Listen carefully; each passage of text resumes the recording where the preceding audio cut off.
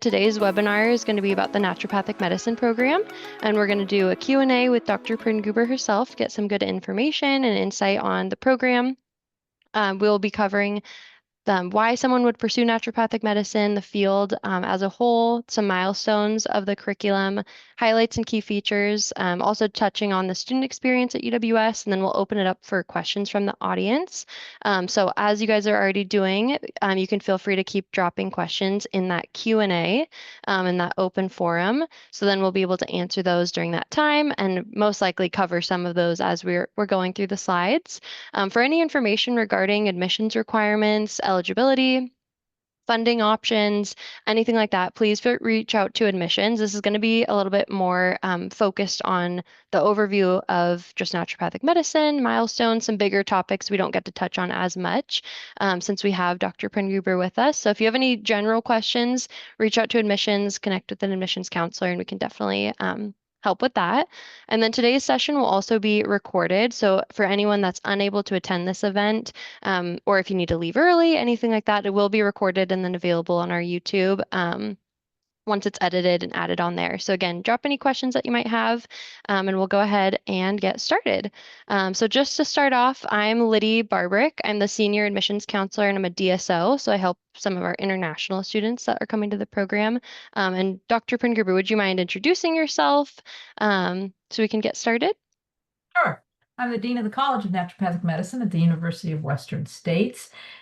We've started the program a couple of years ago. It's going well. Looking forward to each new group that comes in as we build out the program. Awesome. Perfect. And we can get started with, why naturopathic medicine, just chatting about this and why someone would pursue this field. So there's obviously so many reasons to pursue this and why it's a continuing just to grow as a field. And some of those are listed here. But for anyone who's not aware, naturopathic doctors diagnose, prevent, and treat acute and chronic illnesses to restore and establish optimal health by supporting the person's self-healing process. So rather than suppressing symptoms, naturopathic doctors work to identify underlying causes of illness and develop individualized treatment plans to address those. So I've been lucky enough to see a naturopathic doctor for many years and absolutely love it and has made a really big positive impact on my life. So if you haven't, I'd always strongly recommend to go see one and just kind of understand more about the field, especially if you're interested in pursuing this program. But Dr. Pringoober, for students that aren't familiar with naturopathic medicine, how would you describe the field, the profession, and maybe the benefits of being a naturopathic doctor? Well, that's a big question. I might take a few. Yeah, take your time. Sure. We're trained as primary care physicians, but we focus on using the least invasive, least toxic approach. We try and focus on what the cause is.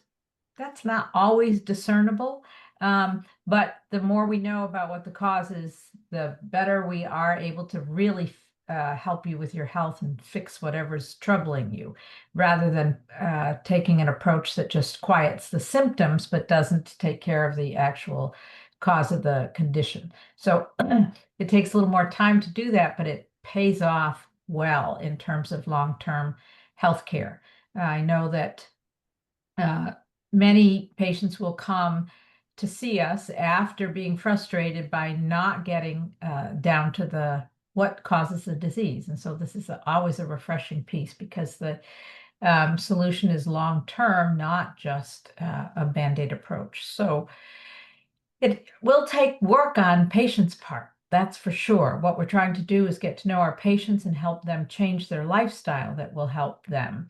It may be a change in diet, it may be a change in the type of exercise they do, sleep patterns, all kinds of things. But trying to figure out what is going on and what impacts the condition based on lifestyle is a huge piece. We find that people are more and more interested in naturopathic care. And so we see a demand. Graduates tend to be pretty busy with that. Yes, I've been in the field for 25 years and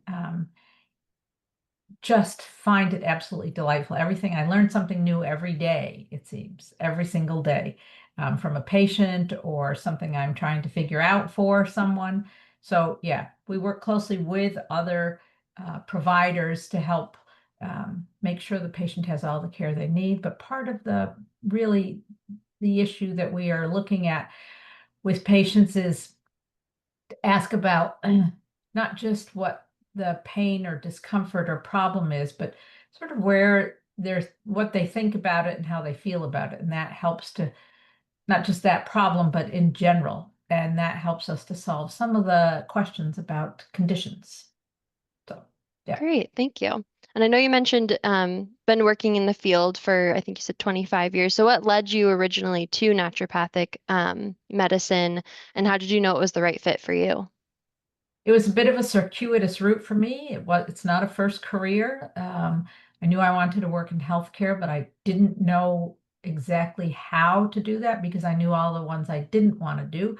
I tried out, I worked with, shadowed several different types of healthcare providers, and none was exactly, just didn't feel right. And then one day when I was in class for another class, somebody said, "Oh, sounds like what you're talking about is naturopathic medicine." I'd never heard of it. And it was like a lightning bolt that hit me. And I immediately knew that is what I wanted to do.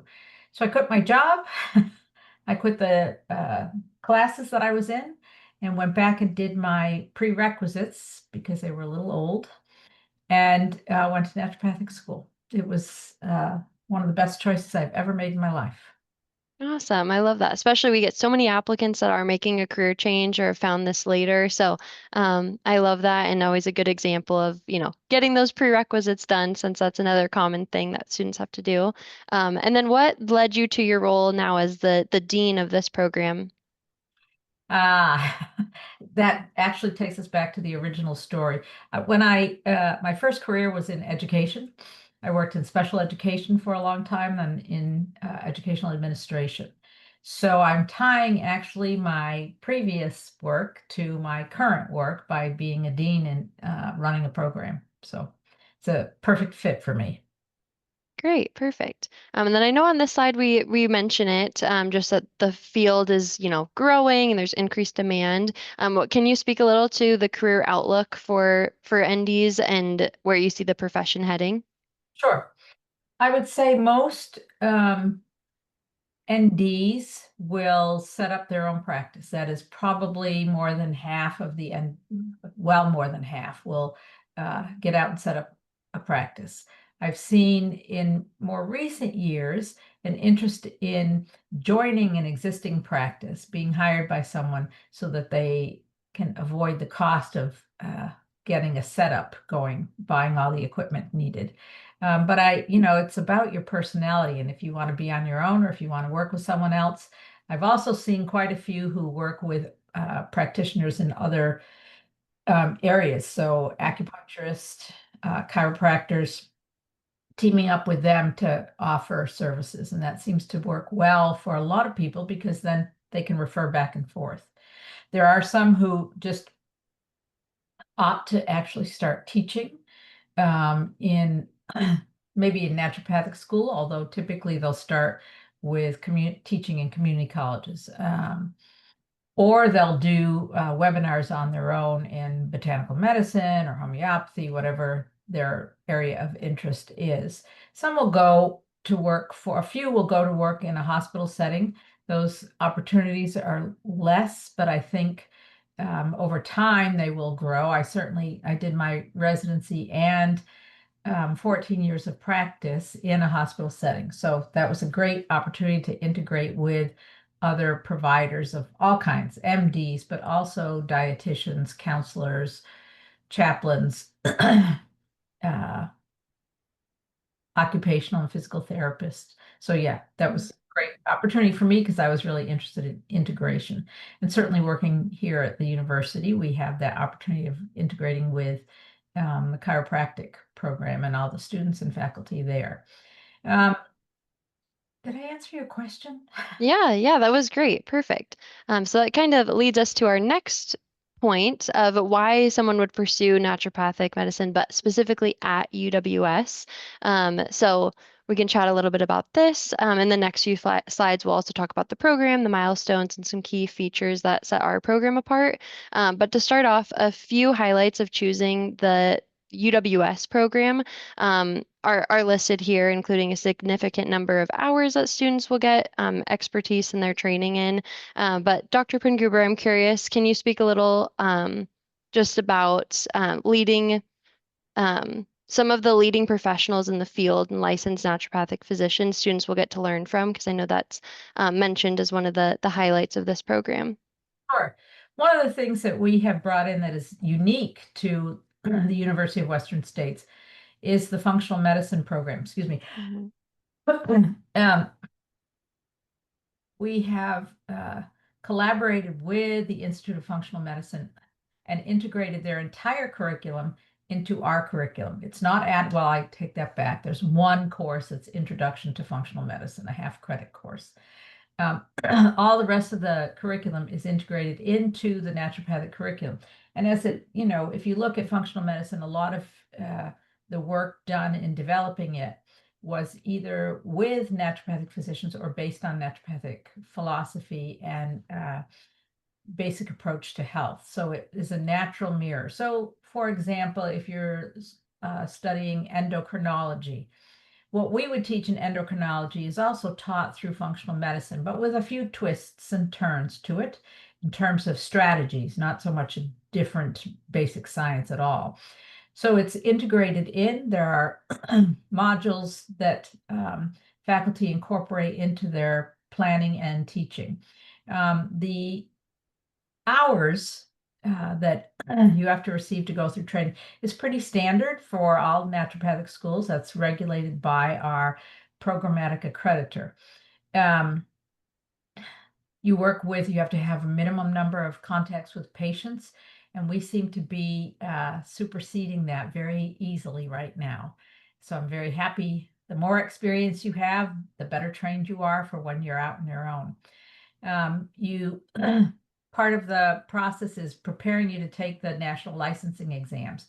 One you can take after you've completed 2 years of the program, and the second exam you take after you've graduated.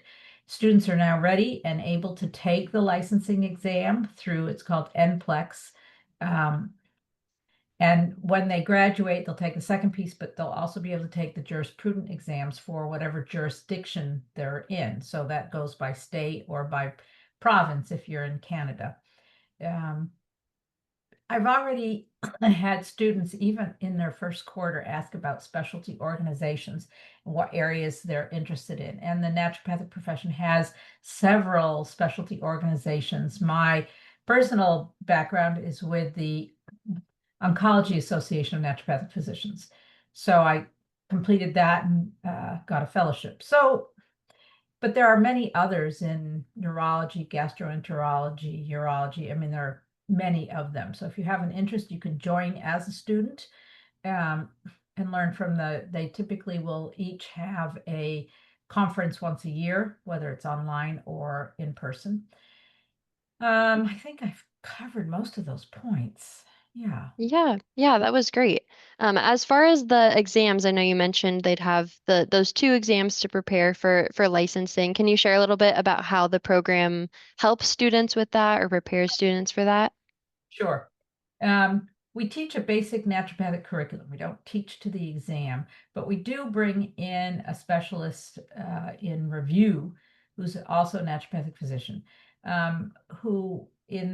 they're actually just finishing up this quarter in preparation to take the exam, a review of all of the material, quick review, obviously, it's 2 years of material, but of what is covered so that students are really fresh in their mind about what to be prepared for in taking the exam. And the first exam really is about basic sciences. So you need to really know your anatomy, physiology, pathology, immunology, biochemistry, microbiology, all of those basic science pieces.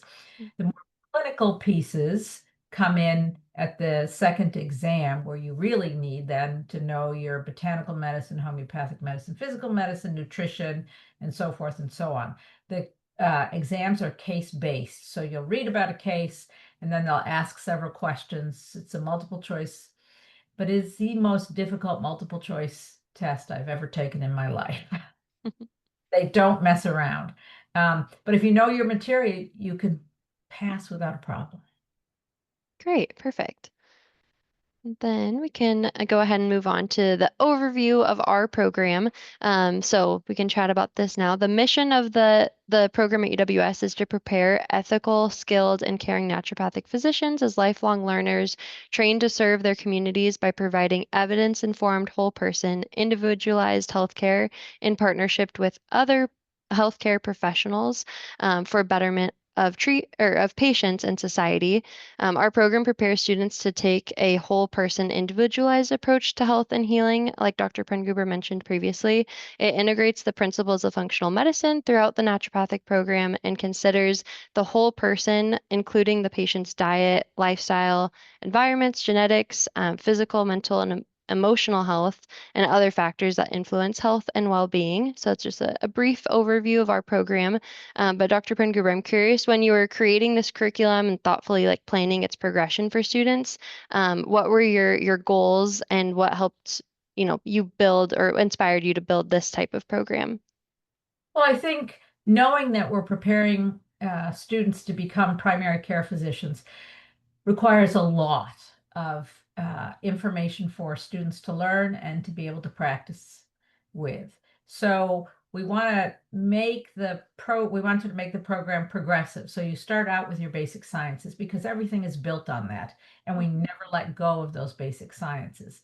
So when you get to the point where you're starting to see patients in the clinic and you diagnose someone with something, you have to know what that diagnosis is based on, not just a good guess, but you have to say, okay, this is what the patient presents, their signs and symptoms. Here are their labs. Here is the history behind it. Here's the family history. Here's what the genetics say. So you have to know all of that. And then you move into, all right, how shall I treat this patient? And you have so many options as a naturopathic physician. In addition to the botanical medicine, homeopathic medicine, nutrition, physical medicine, mind body medicine, we also have pharmaceuticals. Typically, that's used as a second resort. I won't say a last resort, but secondary choice. But for some people, that is what is going to work for them. Maybe they can't afford to buy 5 different supplements, but their insurance will cover pharmaceutical. Okay, so that's the patient's choice. We go that route. We also know that if we can avoid that, we're more likely to stimulate the body to heal itself, which is what the goal is. Naturopathic physicians are clear on the fact that the body has an inherent ability to heal itself, but we need to move that body function along. Sometimes it's just a change in diet that the body says, oh, okay, I don't need to be inflamed this way. I can deal with this. Or, there are many, many examples of that. But it's about figuring out what's going on in the body and then what tool is it. Let's say you choose to use a botanical medicine tool. Well, there are thousands of botanical medicines. And let's say there are 10 that will address this issue. Let's say hypertension. So I have 10 different herbs to address hypertension. Which one or which ones in combination are going to be the best choice based on this person's lifestyle, their age, their gender, their status in life in terms of, are they hoping to get pregnant? Are they nursing? Are they elderly and have other issues going on? So there are many things that go on. And so when one of the telltale things for me working with a student is when I look at what their documentation is on caring for the patient and what the portion that's an assessment does. The assessment should tell me what the diagnosis is and why they made that diagnosis. What are the points that brought them to that? And then what are they treating them with and why are they using those particular tools? So there's a lot that goes into it. And so it's a progression. So we teach, let's say, physiology and anatomy and pathology. So then they go into, so that's all a lot of information, a lot of, depending on who you are, whether it's interesting or not. But you take that information and you figure out when the patient comes in, what's the problem. So now you have to go back to that basic science, pathology, and be able to explain all of that. And then you move on to how to treat it. So now you have to know the pathology and the physiology to know you're not going to mess with something that's not that you shouldn't be messing with in terms of changing because that's working well, or you want to reduce or increase certain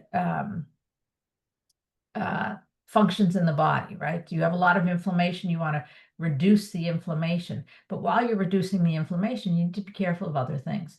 And so it's a question of always going back to what you learned before to be able to justify or verify what you're doing. So we make a point of doing that. You get the very basics, and you take a class that is a bit of a machine gun approach in terms of all these different conditions and how you assess those conditions. What imaging do you do? What blood work do you do? What physical exam do you do? So you have to go back and know your physiology and anatomy, right? So now you've got that figured out. So now I want to treat them, and I have to go back and figure out how is this going to impact the physiology of the body. So it's a constant review. When you take a course that's very specific to a systems, let's say cardiology, you're going to go back to all the machine gun approach of diagnosis so that you can narrow it down to what is the problem in cardiology that you have, and then what causes it, and then how to fix it. It's a constant review. You take all the botanical medicine courses, and you've looked at all those herbs carefully, and now you have to select from them to treat this cardiovascular disease. So you're constantly reviewing and learning more and adding a little bit more each time. Oh my gosh, I get so excited about this. I could talk for hours. I'm sorry. I love it. Yeah, and I think yeah, that was all such good information. Perfect. So now we can move on to chatting a little bit about the milestones. I feel like this is a perfect segue from what you were talking about, the milestones of the program. So we can kind of cover this. So I did want to point out some key, just like quick details about the NMD program in case people weren't familiar. But the program is 3.5 years long, which is 14 quarters. So we are a quarter system, and then it's on campus in Portland, Oregon. It is an evidence-based program, which is a whole person approach to health and wellness. But like I mentioned, for any more specific details, you want to talk about admissions requirements, prerequisites, all those things, feel free to reach out to admissions. We can chat with you and cover all of those. But for the milestones of the program, can you walk us through what students can expect Sure. from these different quarters and kind of the pacing of the program? Sure. So these are rough categories. They're not Mhm. exact. 1 through 4 is really largely basic sciences. However, you'll have introduction to naturopathic philosophy and history. You'll have introduction to functional medicine. So you'll have a couple of other courses. And we do start you with clinical sciences in that you learn to take a patient's case. In quarter 2, you learn to use all the tools in a medical bag, right? Um, and then quarters 5 through 8, you're still dealing with some basic sciences. For example, our physiology and pathology courses are 6 quarters long. So it goes from quarter 1 through quarter 6. But you're also learning more diagnostic and therapeutic courses. So with the diagnostic, you're looking at that course, the series of 3 courses that I mentioned that's sort of rapid fire. Okay, here are all the different cardiovascular diseases. Here's how you test them, but it goes pretty quickly. It's an introduction to all of those pieces. You'll get reinforced later on in, well, starting at the end of like maybe quarter 8 and then through almost all the way through to 14. But in quarter 6, as it says here, you take a clinic entrance exam. So you have to show us that you know how to behave yourself professionally and how to use what you have learned so far in basic sciences. How you would, a patient comes in, what kind of physical exam do you do on the patient? What kinds of questions do you ask the patient? Um, so those are, it's the easiest of the clinic exams to take, but also is probably the most unnerving because it's your first one in a clinical setting. Once you get through that, you are then in quarter 7 starting to work in the clinic. So you're working alongside someone who's a year ahead of you, shadowing them, learning the process, but always working with a supervising clinician. At the end of quarter 7, you are able to, it says, yeah, upon completion of quarter 6, that's true.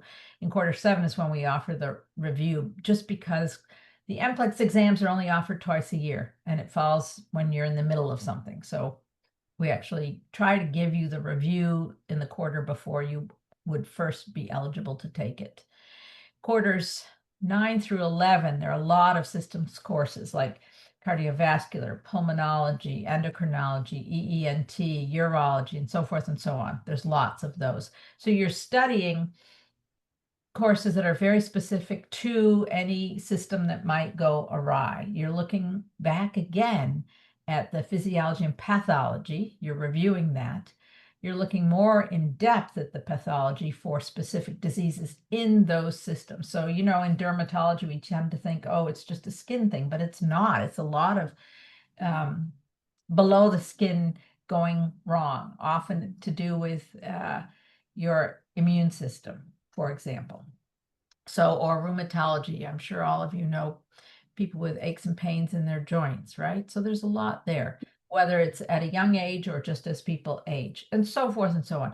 But now you're also looking at how to address those things. What kinds of treatments do you use? Are you using homeopathy, pharmacology, botanical medicine, nutrition, physical medicine, right? So you're now trying to be really specific. So you're drawing from other classes that you have been learning all of those treatment modalities from and incorporating them into these particular systems. You're moving on with clinical rotation. So you do the junior rotation in quarters 7, 8, 9, and 10. And then starting in quarter 11, you're the senior student clinician for 11, 12, 13, and 14. And you do many more rotations as a senior student clinician. So much more of your day is doing clinical rotations than it is being in class anymore. Quarters 12 through 14, we expect you to be developing expertise to a certain degree, as much as one can as a student. And also in specializing, because then you'll start to see people with like women's health needs, as it says here, doing a lot of work with women, both just in the normal course of life, but as women want to be pregnant or are pregnant, we do not treat pregnancy, we treat women who happen to be pregnant. We love to treat pediatrics because you can really set somebody on the right path by making sure that you're giving them a good start to life with diet, nutrition, exercise, and then treating them with non-toxic approaches. So, yeah. In the last couple quarters, there'll be courses on entrepreneurship, business practices. When students go out to shadow practitioners in the community, we focus on having them also ask about what the business practices are. What did it take for you to get set up and practice? How do you do it? Do you use insurance? How do you file that insurance? What are the coding tricks? Because there are lots of different, they're not really tricks, but being smart about how you code for code insurance. So between the clinic entrance exam and the clinic exit exam, there's also that clinic promotion exam that you take at the end of or in the middle of quarter 10. Let's see, how much have you learned? What can you tell me? You have to now start to make diagnoses and treatment recommendations, not to the level we would expect somebody in quarter 14, but you do need to know that. And if you don't, we will do some not homework, but remedy work to make sure you know it, because we want you to keep on. We don't want you to stop at that point. So we'll do a lot of work to help you take the next step. After you graduate, then you can take your second licensing exam. You will have to do a case report as a final project, and then at the end you would take the functional medicine exam after you graduate. That's one of their requirements. having passed that, you'll be certified in functional medicine, which is a great boon for marketing purposes, as well as giving you an extra set of skills in working with a patient. It's a lot of structure that functional medicine presents to us. So it's a great tool to have, additional tool. Great, perfect. One question I did have, is there anything in our program that it offers that you wish you would have had during your own education? Oh, no question, functional medicine. Absolutely. That was Perfect. I love that. not something I pursued when I was a student. So Awesome. And then another question that we had is just as far as the entrepreneurship and business practices go that you mentioned. Mhm. One question that we had in the chat was how does the program support students who want to start their own practice after graduation? So that's a lot where for example, a course on entrepreneurship will help. We're hoping, because we don't have anybody that's that far along at this moment, is to have people share who are going out, share what was successful for them, what things to watch out for, to have a centralized location through the university. That's the goal. Perfect. Awesome. And we can move on to some highlights and key features of the program. So some of this you already touched on. So we can just briefly go through here. But can you speak to any of these features, why you think they're important for our students as they're beginning their career? Sure. So, naturopathic appointment, an appointment with a naturopathic physician typically takes longer than it does for other types of care, whether you're going to an MD um, or a DO it's just because we take a whole person approach. So there's a lot of questions that come up, a lot of discussion that comes up. I met with a doctor recently who said, "So has your diet changed? Because that can affect this particular concern I had. How about your exercise routine?" And so there were a lot of questions on that. That takes time, a lot of time. And so, or is there anything that's emotionally troubling you right now? Well, that takes a lot of time, depending on what the answer to that is.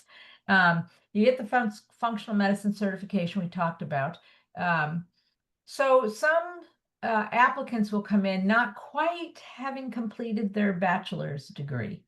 You need to have a bachelor's degree to graduate with your ND degree, but you can, as long as you have I forget how many credits it is, and admissions can help with that. Yeah. As long as you're pretty far along and you just have a little bit left, you can finish that while you're undergoing your ND degree. A lot of those courses will apply toward your bachelor's degree. So you graduate, and you'll do all of that by the end of quarter 5. You'll have completed it all. So you have all that. That's a nice bonus. You don't have to futz with all the getting that done before you come in. So we do prepare you to take the licensing exams for the NPLEX. We will give you also go through a jurisprudence course. You'll have to look at your individual jurisdiction, whether it's state or province, to find out what the fine details are there. But we do prepare you that way as well. We try and look at different career options. We encourage people to do a residency. And there are residencies, lots of them. In fact, I don't think they were all filled this past year. There are plenty of them for people to specialize or get more experience. And that is definitely a plus when you're looking for a job, for somebody to hire you afterwards, that you've completed a residency. We use standardized patients. So these are actors who are trained in pretending to be a patient, who come in and talk about their problem, their pain, their discomfort, whatever it is, with you as a student clinician trying to go through a course or trying to pass the exams, the clinic exams. The white coat ceremony you can see here, students go through that just before they start in the clinic. So that first week of clinic rotations, we have an event. Family and friends are invited, and they are presented with their white coats.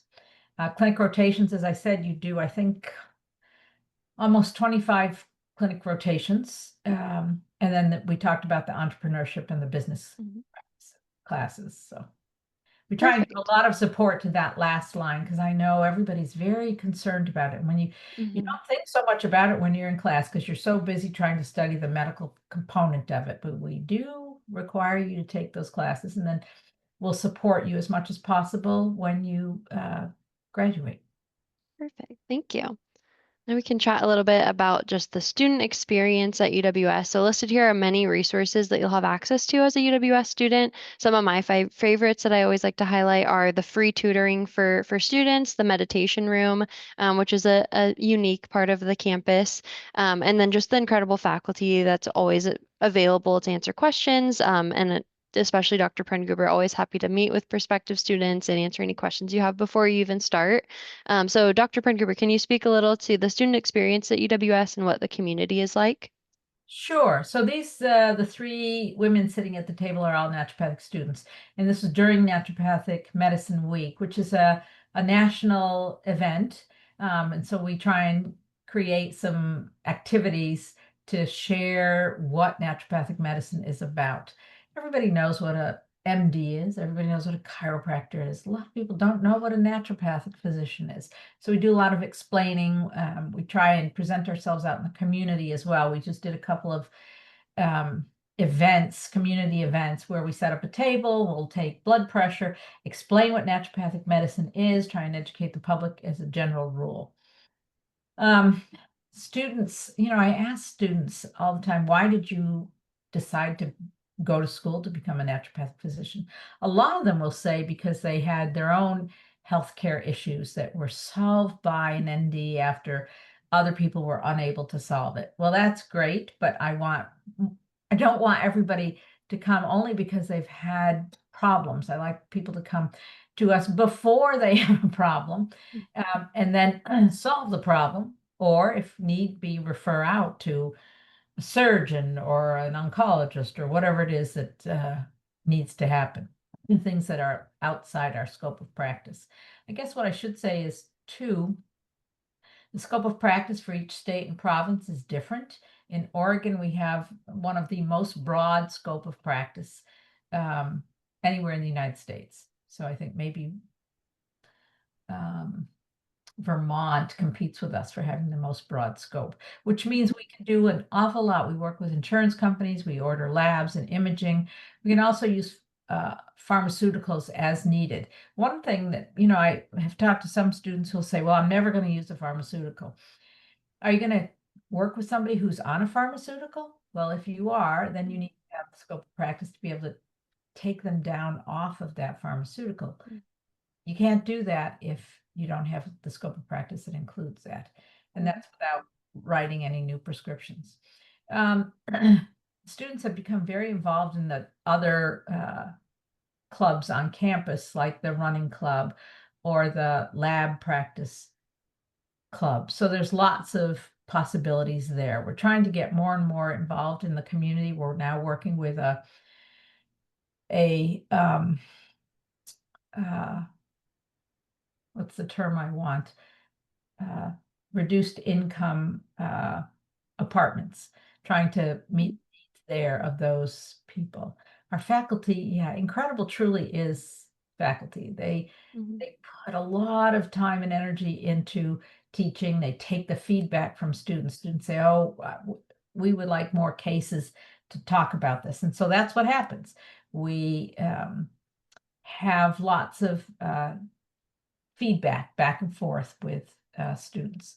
I I see the note on the free counseling services in the campus clinic. Campus clinic is at no charge for students or anyone actually, to come to the clinic. So you can come as often as you need with whatever concerns you have. You'll be treated by students supervised by licensed clinicians. So it's a great opportunity. We're really happy to be able to offer that to the public. I'm delighted. Mhm. I see signs on campus now that the weather has turned nice, and all kinds of equipment for people to use outside on the green area to go out and play badminton or whatever, all kinds of things I don't even pay attention to or have tried Yes. myself, I'll say. So Hmm. it's a good cooperative effort. The other thing I didn't talk about at the beginning was that in the many of the basic science courses, the chiropractic and the naturopathic students are integrated in the same classroom. So they're getting to know each other. They're getting to know what the other one does. And so that's been helpful to the point where we've had some chiropractic students decide to also start in on the naturopathic program because they're impressed with what they're hearing. So, Hmm. yeah. Great. Yeah, that's all really good. And then we just wanted to take a brief moment before we get to the Q&A. So as a reminder, feel free to keep dropping any questions that you have that you want answered in that Q&A chat. But just as a message to any new students that are, moving to Portland, or maybe they're local in the area, but we just wanted to take a second and just chat about that. So one of the most common pieces of advice I hear from current students is to find a good work-life balance and managing your time. It is a rigorous program. You're becoming a doctor. So finding time to rest and relax is crucial. And Portland is a great place for this. I've lived here for about 15 years and absolutely love it, from all the outdoor activities like hiking, or even just quick trips to the beach just an hour and a half away, or to Mount Hood, or just the small hidden gems throughout the city that finding a coffee shop to study in and all of that. So it's a great place to live and I love it. And for any recommendations or neighborhoods or questions about Portland, feel free to reach out to me directly or just the Office of Admissions to connect with your admissions counselor. But something I hear often as admissions counselor is just the concern for managing a rigorous program and like the workload. So Dr. Perngruber, do you have any tips that you would give to a new student who will be starting the program? It's a lot. I will say that it is a lot, but it's also um, critical that you keep that balance and go out and do some fun things and relax. And students seem to figure out, everybody's different. So some people are going to have more flexibility than others in terms of how much study time they require to get through the program, but also what you do. I mean, I'm looking at this photo with the bikes, and I know they do I forgot what it's called, but when you do all the bridges on a bike, there's a day of that. Mm-hmm. What that's called, Liddy? I can't remember. My husband does it every year though, so I should Okay, know, all but right. I don't do it myself. So, And it's uh, not an easy thing. This is the city mhm, of bridges, and so I have had friends who have done it and told me how challenging it is. But there are so many things. I'm looking at the bridge here. We often go out to Soviet Island and mm-hmm, there's lots out there to nurseries and just a place to walk around. We are the city of hmm, trucks. And so sometimes it's just an hour out hmm, outside being in the sunshine. We're right next door to, literally next door to a golf course. And so I hmm, have often found myself walking the length of the golf course on the sidewalk next to it, not interfering with the golfers, but yes. And it's a good way to just calm myself, even though I'm not going through school. I'm going through school every year hmm. with all of you. So yeah, but Yeah, that's great. that's a key piece and getting enough sleep. That is Hmm. figuring that out. It takes a little time. That first quarter is usually the toughest, trying to juggle those things and figuring out what works for you. Hmm. Yeah, that's so good. And then what would you tell someone who's considering the field or the program? Maybe they're not a new student yet or not enrolled, but maybe they're unsure about naturopathic medicine. Do you have anything you would recommend exploring before they apply or take that next step? Well, I would certainly encourage you to spend some time with a naturopathic physician, whether it's just to call them and say, can I come and observe or come and chat with you for a half an hour? Um, to understand what they do. I have had students who weren't as clear, which is why part of our requirement is that you do that. You have to spend some time with a naturopathic physician. And I don't mean weeks, I mean like half a day or talking to a couple of them on the phone, trying to get a sense of what life is like as an ND and how much you need to commit your time and what it takes to just be in the profession. Because being in the profession is not just being in your own office. It's definitely a community. And we always encourage students to, for example, students can belong to the Oregon Association of Naturopathic Physicians. It doesn't cost them anything, but it ties them in. We just got a letter about something from the federal government, and I shared it with them and asked them to contact their legislators about it. And I said, wow, how did you get this? I said, I simply belong to the Oregon Association of Naturopathic Physicians, and they sent it to me, and I'm forwarding it to you. So it's a good reason to belong. It also gives you a sense of community once you, well, while you're in school, but also once you graduate and you are not with your colleagues all day long, every day, Monday through Friday. So, yeah. Mm-hmm. Great, perfect. So now we'll move on to one of the fun parts is just the questions from the audience. So I'll just read these off to you and we can go through it. I wanted to start with one since we were just talking about Portland. As it says, as someone who would be moving from out of state, are there resources or for support for finding housing close to campus? And yes, definitely. We're super familiar with this because we have our naturopathic and our chiropractic programs. So reach out to admissions. We definitely have some resources. And I always say Portland's my favorite thing to talk about because I just love the city, can help with different neighborhoods if you're wanting more suburb, a little bit farther from the city or more close walkability. I'm a great resource, so always feel free to message me. But you can also reach out to admissions. We can send you some good resources to start off. And then we'll go through some other questions. So the first one is, what's the difference between functional medicine and naturopathic medicine? That's a good question. Functional Hmm. medicine is a isn't a degree. It's a approach. It's a mindset. And so we see that one of the benefits to me is that there are lots of different kinds of physicians who pursue functional medicine. It's thinking about how to work with a patient. For example, one of the questions that functional medicine always wants in terms of a patient interview or communication is, what has happened to you since you were conceived? They want to know all of the health issues that have come up since day one, not just in the last 6 weeks or in the last 3 days, but your lifetime, because that helps to dig down deeper into it. Functional medicine relies a lot on lab information that you wouldn't necessarily be able to tell if you weren't doing those labs. You wouldn't have discovered that information. So it's pulling together lots of history, lots of current information, and tying that together. But we see MDs, DOs, DCs, NDs, all who are pursuing functional medicine curriculum. The nice part about our program is that you get to do it at no cost. If you do it after you graduate, it's going to cost you $20,000 plus Hmm. to pursue that. And you're not paying for any of that in the program, Hmm. but you get it. Yeah, So did I yeah, answer? that's great. I hope. Yeah, I think so. And if, if people have more questions or they feel the question wasn't all the way answered, please reach out to us. I know Dr. Prengruber is always making herself available to answer questions. So don't feel like if we don't have time to get to all these questions that you don't get it answered, please reach out to us. We can follow up with you as well. One thing that I think we touched on, but does the curriculum include training in nutrition, botanical medicine, mind-body medicine, and functional testing? It does include all of that. That is part of various courses. Some of it will be repeated, some of it is you'll get primarily in one course. But the beauty is that you are doing all of that when you're in clinic, you're practicing it. So Great, perfect. And we touched on this a little bit too, but how does the program prepare students for practice, management, licensure, and building their own integrative or virtual clinics? sure.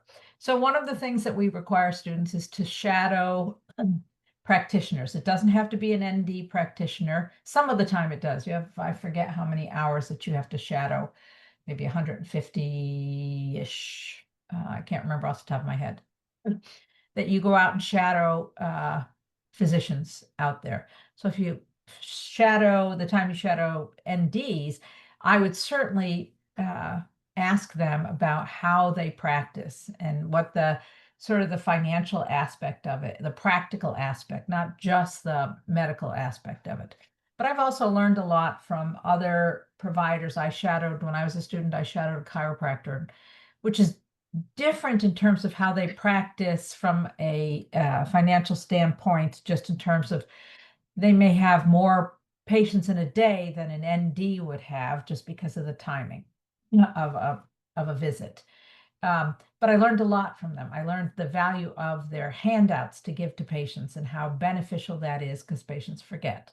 So little tips like that. I shadowed with a medical doctor that did only pediatrics. And he told me what he would do differently if he started out now. He told me he would run a cash practice and not insurance because he had to employ so many people to run the insurance part of it. Everybody's different. I have seen all kinds of practices, but that surprised me when I was a student. So Mhm. I think shadowing teaches you a lot about the business aspect of it as well.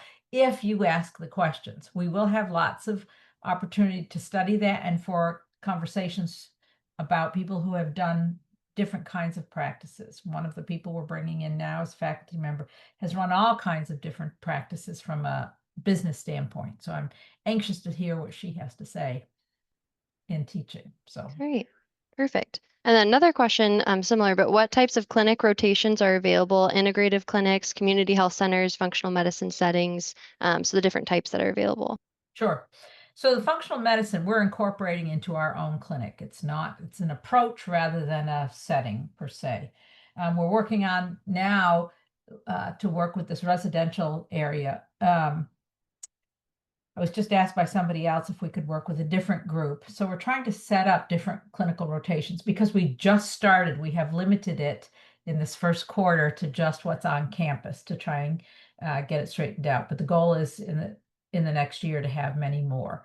You start in your clinic rotations. Let's say you start this fall, you would start clinical rotations in quarter 7. So you have to go through almost 2 years before you get to that clinic. And by that time, we will have many more. Because I think you learn different things, different types of pathology as you go out into the community and depending on what group you work with. So hope that answered the Great. question. Yeah, that was great. And then do students have the opportunity to publish research or attend conferences as part of the training? Attend conferences is basically your choice. We don't pay you to go to a conference, but yes, that is an option. If you're going to miss some school, it's usually not a problem. You just work with the professors and find out what you need to do. That's not an issue. What was the first part of the question? I forgot. No. To publish research, if Oh, to there's any publish research. opportunity for Yes. that. So one of the courses you take in, I think, quarter 7 is how to write up a case. And that is typically the first step in learning to publish research. So you take a case, but it's not just simply taking a case. You have to follow that case. So we have someone who teaches specifically that, how to write a case so that it gets published. So we're hand-holding throughout the process because we would want nothing else but for you to publish as much as possible. I know that that happens quite frequently in the very established chiropractic program, and we're hoping as we go through, students haven't had much to publish at this point, but yes, that's the goal, is to get them published. We're working with research now to pave the way for all of that. That's our goal, is publication. Great, awesome. Another question that's on here is how early do students start seeing patients in a clinical setting? And I So think you that's, mentioned that, but yeah, quarter 7. Yep. perfect. And then is there mentorship for students interested in combining nutrition, research, and naturopathic practice is another question. We don't have that developed yet, but we're finding that we're developing things as a student comes up with a question. We had a student who was interested in the sports medicine program. So we're trying to design a pathway where they pick up the courses that they need from the chiropractic program so that they're ready to take the sports medicine program. So someone who's interested in research, we can certainly get down that path because we have staff who are here to help us with that. Perfect. Another question on here is, are there partnerships or rotations with integrative clinics or functional medicine centers? So do we have any partnerships set up with that? Well, we're a partner with the Institute of Functional Medicine, so we can pursue things with that. In terms of integrative clinics, that my experience has been that students will have an interest in some type of integrative clinic, whether it's a focus on a pathology or a focus on a type of MD, DO, whatever it is, and then we work something out. But it's typical that the students will bring that to us. Portland's a big city. It's got lots of opportunities. Yeah, great. Another question about the NPLEX. Is the NPLEX different if you wish to practice in a different state after graduation? NPLEX is one exam. It covers all of the United States. It also covers British Columbia. If you want to work in the Toronto area, it's a different exam you have to take, but Mhm. it's the same exam throughout the entire United States. So there's no difference. Perfect. Makes it easy. Yeah. And then this question is, could you potentially pursue the ND and a doctorate in chiropractic? So you kind of mentioned on a student wanting to do both, but could you share a little bit about that? Sure. We've had a few students who have come from the chiropractic program into the naturopathic program. What we found so far is that it's easiest if they get their basics done in chiropractic. So at least their first year, maybe their first year and a half.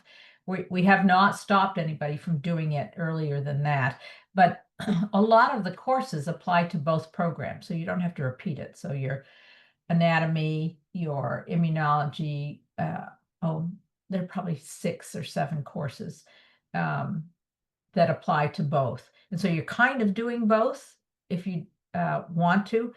We haven't had anybody who started in the ND program and want to pick up the chiropractic program yet, but we're only 2 years old, so Hmm. we'll see. But we have had a number of students who are on that path. Nobody started both Hmm. simultaneously, partly because um, there are only so many hours in the day, and Yeah.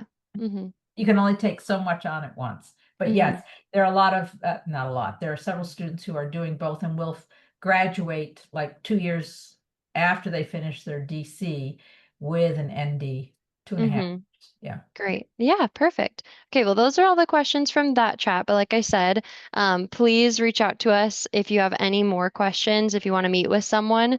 We're always happy to help and answer any additional questions that you might have. So we just want to thank you all so much for joining. And did you have anything last to add, Dr. Pringoober? I'll just say the students seem so happy and enthusiastic. They're not beaten down or um, sorry that they did it. They're, for me, a joy to work with, and they are seem to be really enjoying the program and Mhm. feeling like they're getting what they came for. So, I love that. Perfect. Well, thank you all so much. Again, reach out to us if you have any more questions. We can always connect you with Dr. Pringoober. She always is available and happy to answer questions. So I really appreciate you joining us today as well. Thank you. Bye bye. Thank Have a good you. day. Bye.